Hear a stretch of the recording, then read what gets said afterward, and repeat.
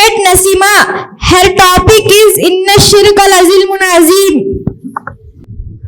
Assalamu alaikum wa rahmatullahi wa barakatuh.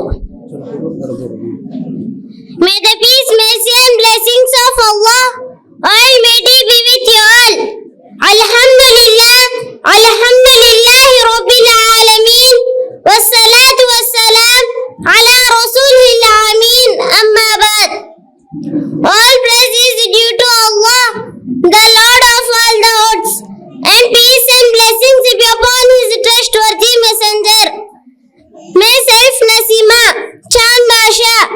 I am studying 4th standard, Iqra Girls Madrasa in English Medium School. Today we are celebrating 9th annual day of our school. Today my topic is Inna Shirk al-Azilmun Azim. Allahu భాగస్వాములను కల్పించకు. నిస్సందేహంగా అల్లాహుకు భాగస్వాములను కల్పించటం, షిర్క్ చేయడం ఘోరమైన న్యాయం. ఖురాన్ 31వ సూర లుక్మాన్ 13వ వాక్యం.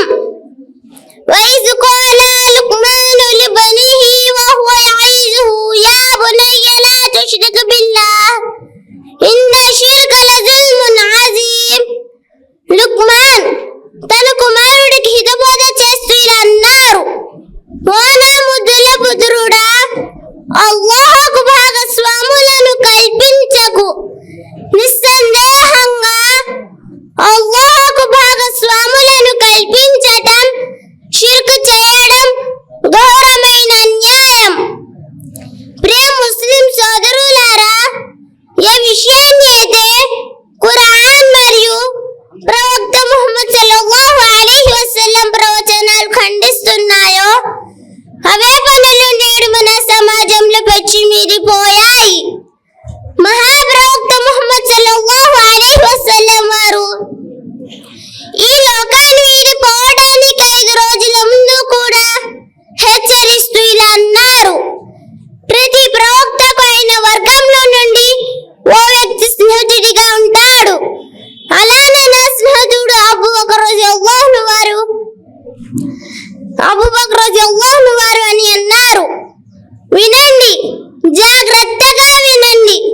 పూర్వం గడిచిన ప్రవక్తల వర్గం మాదిరిగా వారి వారి ప్రవక్తల సమాధులను ప్రార్థన మందిరాలుగా మార్చుకున్నట్లు మీరు కూడా నా సమాధిని ప్రార్థన మందిరంగా మార్చవద్దని మీకు హెచ్చరిస్తున్నాను.